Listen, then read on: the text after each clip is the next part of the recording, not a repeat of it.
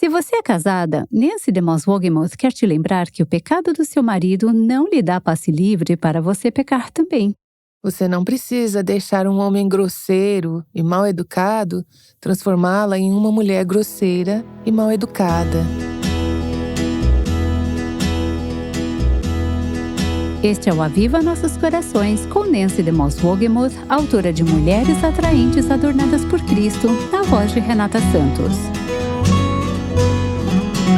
Nancy, no Aviva Nossos Corações, recebemos cartas o tempo todo de mulheres em situações extremamente difíceis em seus casamentos. Elas dizem, meu marido é grosseiro, ou ele é ignorante, ou até mesmo controlado pelo vício. Elas fazem perguntas do tipo, o que devo fazer? Claro, essa não é uma resposta fácil, não existe uma solução única, porque cada situação é diferente. Mas acho tão importante voltarmos nossa atenção para a palavra e obtermos sabedoria e conselho das Escrituras. E, sejamos honestas, muitas vezes as mulheres estão à beira de desistir e até se perguntam, devo ficar? No Antigo Testamento, encontramos uma mulher pouco conhecida chamada Abigail, que estava em uma situação semelhante à que muitas mulheres enfrentam hoje. Estamos começando hoje uma série chamada Abigail, como viver com pessoas difíceis em sua vida. Essa história está em 1 Samuel 25. Vamos ouvir a história de uma mulher temente a Deus e sábia. Abigail se tornou uma das minhas personagens favoritas do Antigo Testamento. Ela é uma mulher extraordinária. Há muito que podemos aprender com a vida dela, e não apenas com a vida dela, mas também com os dois homens, que são os outros protagonistas dessa história. Em algum momento da sua vida, talvez você tenha se identificado com algum desses três personagens. Dessa forma, não vamos estudar apenas sobre Abigail, vamos analisar a vida de dois homens que se envolveram na vida dela. Enquanto fazemos este estudo de personagens, queremos ver o que Deus tem a ensinar para nossas vidas. Vamos começar com o versículo 1, que é a abertura dessa história. Versículo 1 do capítulo 25, lemos o seguinte. Samuel morreu e todo Israel se reuniu e o pranteou, e o sepultaram onde tinha vivido, em Ramá. Samuel era um homem de Deus e um profeta. Ele viveu por muito tempo e foi o último dos juízes. Ele foi aquele que ungiu Saul para ser o primeiro rei de Israel e também foi quem ungiu Davi para ser o substituto de Saul. Entretanto, quando Davi foi ungido, o rei Saul ainda ocupava o trono e ele era extremamente egoísta. Além de arrogante, ele era inseguro e tentava matar Davi por ciúmes, porque ele sabia que Davi estava destinado a assumir o trono. Portanto, havia uma guerra de sentimentos entre os dois. Samuel, o profeta, tinha sido um pacificador entre Davi e Saul. E agora Samuel se foi. Posso imaginar Davi se sentindo abandonado, vulnerável, sozinho, talvez deprimido, desencorajado, se perguntando: as promessas de Deus para minha vida realmente vão se tornar verdadeiras algum dia? Em meio àquele momento de solidão, vulnerabilidade e terror em sua vida, chegamos à próxima frase do versículo 1, que diz: depois Davi foi para o deserto de Maom. Davi, conforme vemos em 1 Samuel 25, estava fugindo daquele que o perseguia, o rei Saul. Ele era um fugitivo. No capítulo anterior, ele estava no deserto de En-Gedi e teve um encontro com Saul. Agora Samuel morre e Davi se move mais ao sul para o deserto de Maom, a fim de se afastar ainda mais de Saul.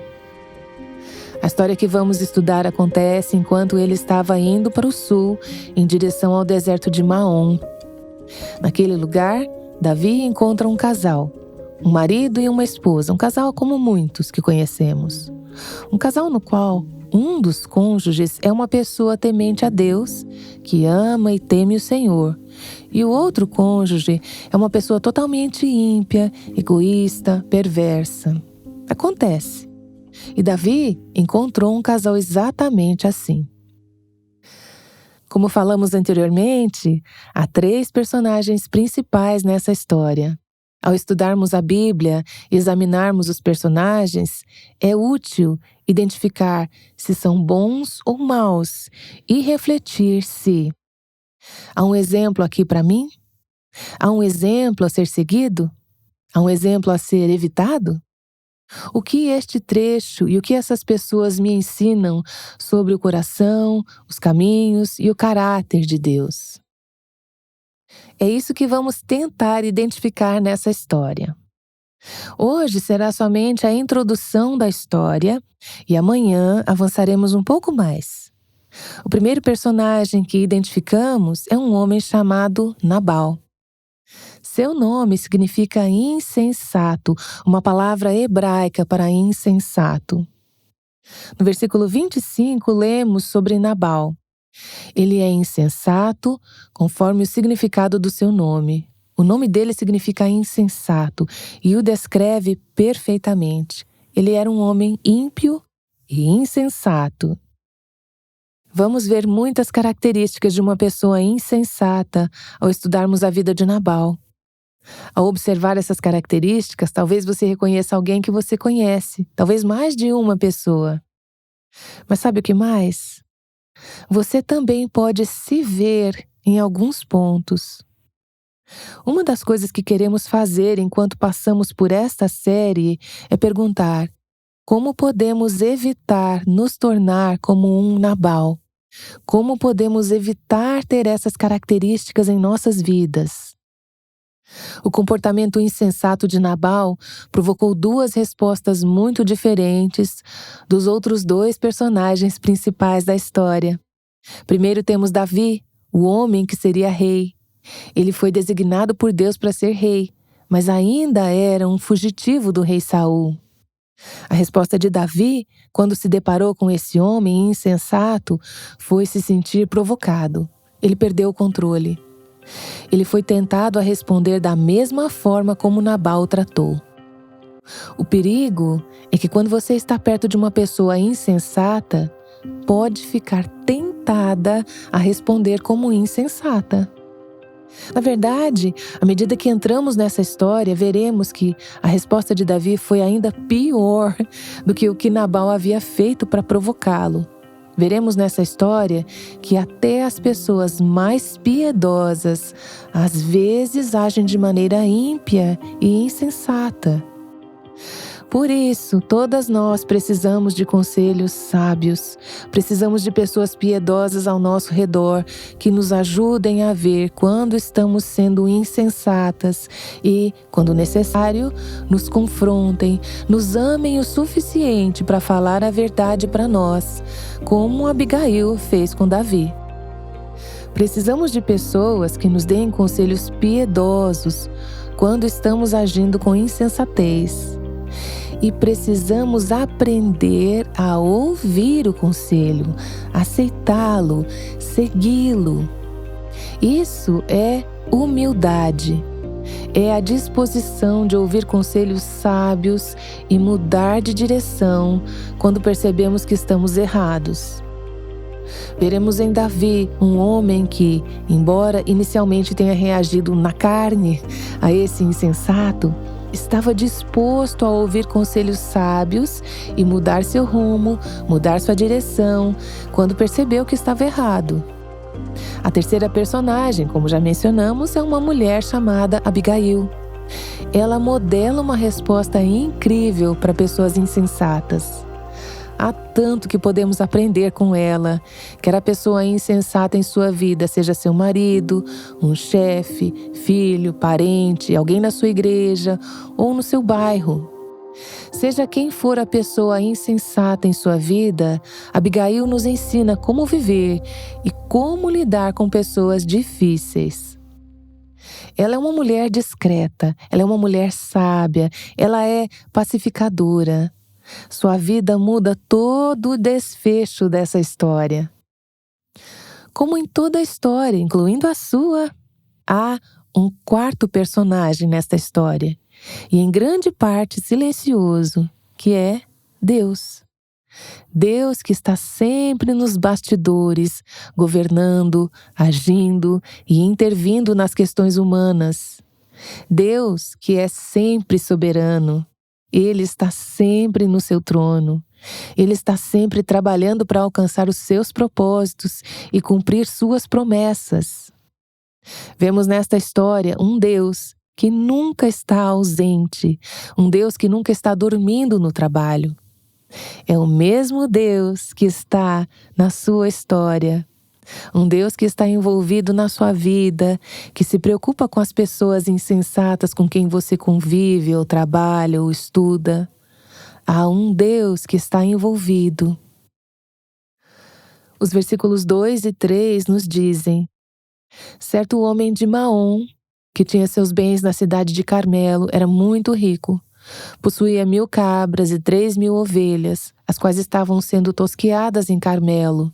Seu nome era Nabal e o nome de sua mulher era Abigail, mulher inteligente e bonita.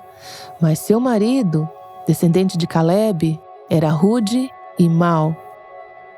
Provavelmente, esse casamento entre Abigail e Nabal foi arranjado pelos pais dela, como a maioria dos casamentos eram naquela cultura. Ela provavelmente não teve voz no assunto. Ela era bonita, ele era rico. O pai dela pode ter pensado que estava realmente fazendo um favor a ela ao casá-la com a família desse homem rico. Pensou que estava fazendo algo bom para ela. Uma mulher bonita e um homem rico. Para muita gente seria uma ótima combinação. Mas o problema é que beleza e riqueza são apenas características externas. O que realmente importa quando se trata da vida real é o coração, o caráter, não a aparência externa ou a riqueza material. No caso desse casal, a diferença entre o seu coração e o seu caráter não poderia ter sido mais extrema. Era como noite e dia. Esse era um casal totalmente incompatível quando se trata de questões do coração. Ele era um homem insensato e ímpio, ela era uma mulher sábia e piedosa. Não sabemos se ele foi sempre assim, se era assim quando se casaram. Talvez ela achasse que ele era um ótimo homem quando se casaram. Como acontece com muitas mulheres das quais eu ouvi falar, elas dizem: não tinha ideia do tipo de homem que ele se tornaria até anos depois do nosso casamento. Ou talvez ele sempre tenha sido mal-humorado e mal-educado, não sabemos. Tudo o que sabemos é que ela tinha um casamento muito difícil. Há alguns pontos práticos que já são bastante óbvios para mim neste capítulo. Primeiro, o fato de você ser piedosa não garante necessariamente que seu cônjuge será piedoso ou que outros na sua vida com quem você convive, membros da família, amigos, colegas de trabalho, serão pessoas piedosas. O fato de você ser uma pessoa temente a Deus não garante que as pessoas ao seu redor serão pessoas tementes a Deus. Também não garante que elas mudarão. Às vezes, pessoas nos escrevem e fazem o seguinte comentário: às vezes você me dá a sensação de que se eu apenas viver uma vida temente a Deus, meu marido se tornará um homem temente a Deus. Quero deixar claro, não estamos dizendo isso porque as Escrituras não dizem isso. As Escrituras ensinam que um cônjuge piedoso pode ter uma influência poderosa sobre um cônjuge ímpio. Mas não há garantia de que sua escolha de viver piedosamente mudará as pessoas ao seu redor que são insensatas, que são nabais. Elas talvez nunca mudem. Há uma segunda aplicação aqui. E é que você não precisa deixar um homem rude e mal educado transformá-la em uma mulher rude e mal educada. Isso é um dos pontos poderosos nessa história. O fato de seu cônjuge ou outra pessoa com quem você tem que conviver ou trabalhar regularmente ser ímpio não significa que você não possa ser piedosa.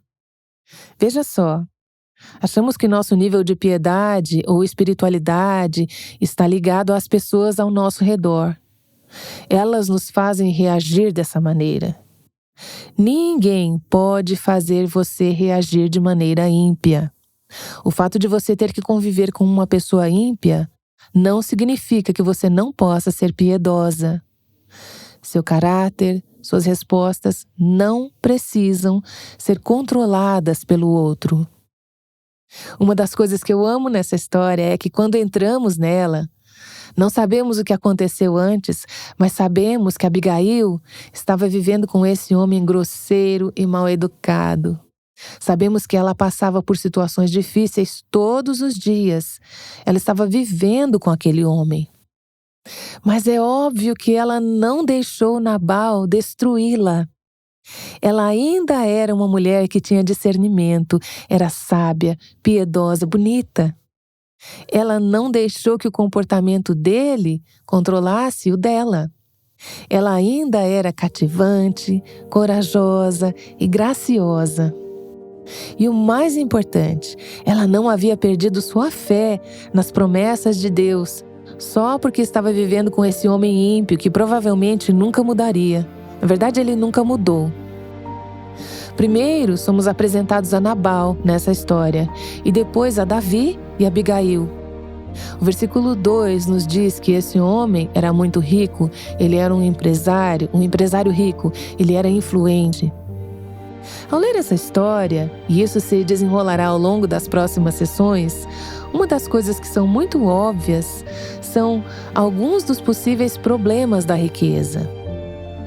Esses pontos não se aplicam a todas as pessoas ricas, mas muitas vezes sim.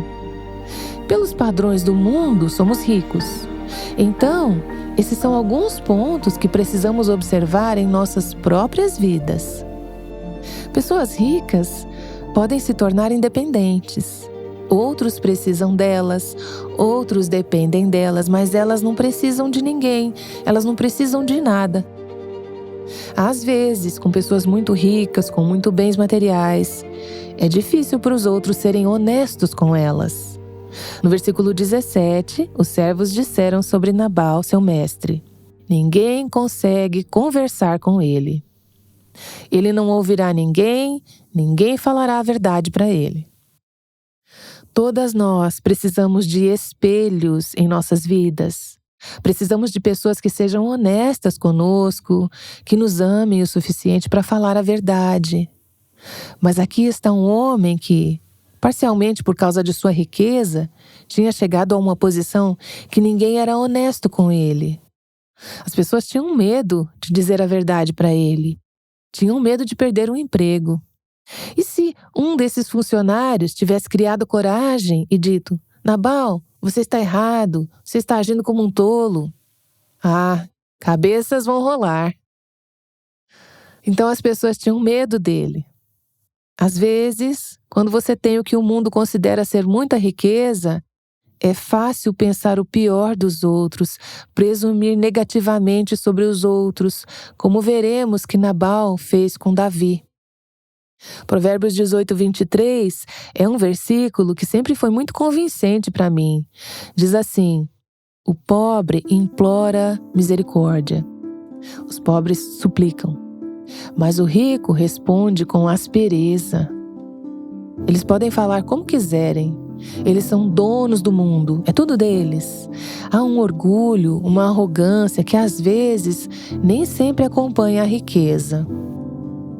Ele não era apenas muito rico, mas o versículo 3 nos diz que ele era rude. Algumas versões usam o termo grosseiro. É uma palavra que no hebraico significa duro, inflexível, inabalável, incontrolável. Você consegue visualizar esse homem? Ele é um homem rude, ele é um homem abusivo, ele é abusivo com sua esposa, ele é abusivo com os outros, ele é verbalmente abusivo, ele gosta de beber. Vamos ver isso mais tarde na história. Ele é um homem cruel. As escrituras dizem que não bastasse ele ser rude, ele era mal educado. A versão NVI diz nesse versículo que ele era rude e mau. Ele era corrupto. É provável que ele tenha obtido parte de sua riqueza enganando os outros. Ele era um homem mau. E então, naquela frase, ele era descendente de Caleb, que era um homem piedoso da tribo de Judá. Porém, a palavra Caleb em hebraico significa cão. Alguns comentaristas sugerem que, em vez de ser um descendente de Caleb, o que realmente está dizendo é que era um adjetivo para descrever seu comportamento. Uma tradução diz: ele era rabugento como um cachorro. A melhor descrição do seu caráter vem do seu nome, Nabal, insensato. Quando vemos a palavra insensato nas Escrituras, precisamos lembrar que uma pessoa insensata não é alguém com deficiência mental, é alguém com deficiência moral. Diz o tolo em seu coração: Deus não existe. Salmo 14:1. É uma pessoa que quer viver sua vida como se não houvesse Deus. Ele não teme a Deus, não teme o homem, não tem consideração pelo que é moral, nem pelo que é espiritual. Como resultado, age de forma estúpida, tola e vergonhosa.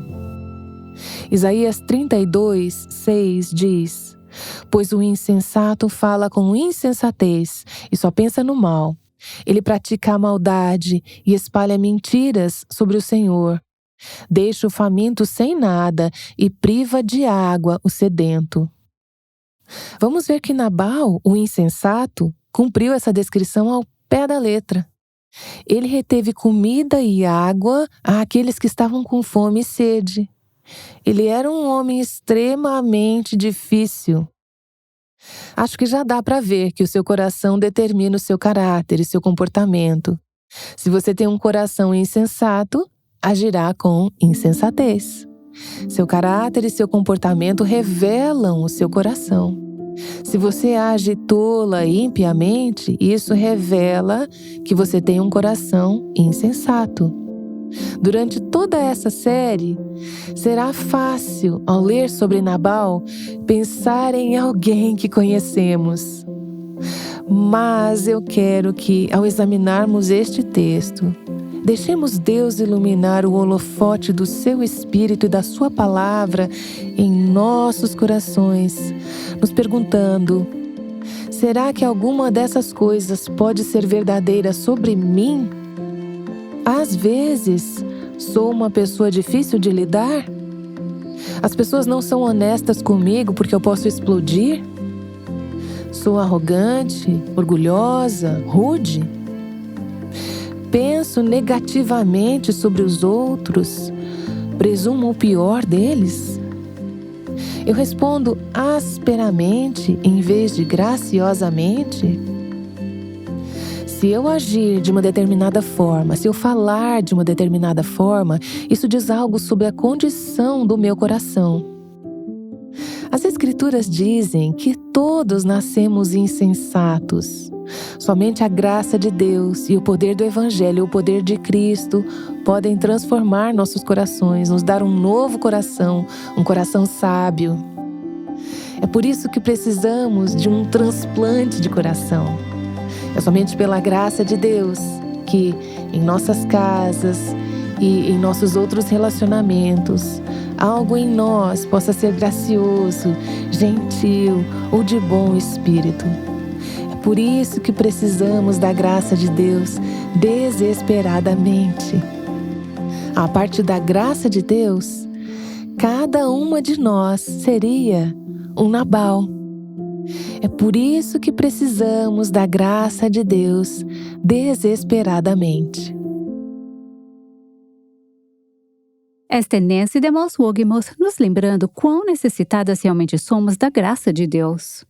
Todas nós precisamos aprender a não ser insensatas e amar as outras pessoas que estão sendo insensatas.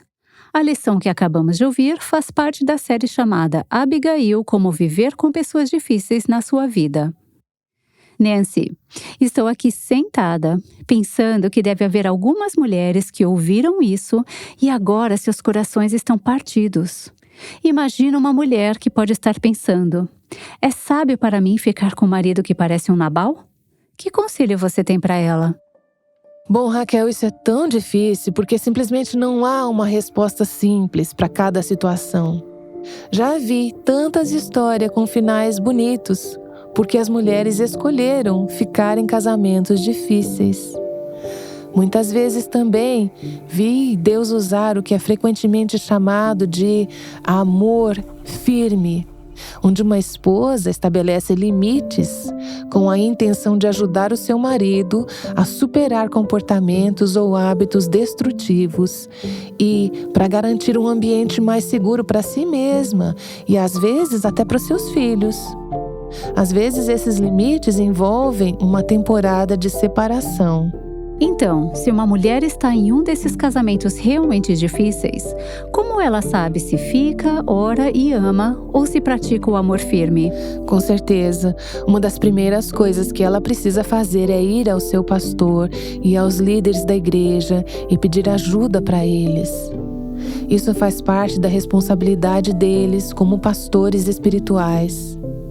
E a propósito, é por isso que é tão importante que cada pessoa esteja em uma igreja onde possa obter essa sabedoria e conselho piedoso. É fácil se afastar quando se está em um casamento difícil. Então, em um momento de real necessidade, de onde virá essa ajuda? A responsabilidade bíblica desses líderes espirituais é ajudar o casal a navegar por decisões complexas, usando a palavra de Deus e a oração. Dependendo da situação, eles podem até precisar envolver as autoridades civis. Deus deu a essas autoridades a responsabilidade de proteger aqueles sob sua jurisdição.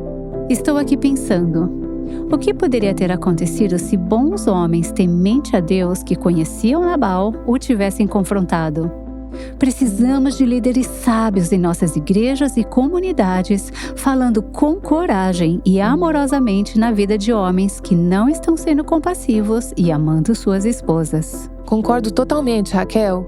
Sei que temos alguns homens que ouvem esses programas e quero agradecer imensamente àqueles que são homens bons e tementes a Deus, que se envolvem em situações como essa, caso vejam uma situação em que um homem não está tratando uma mulher com respeito e amor. Eu faço um apelo a vocês.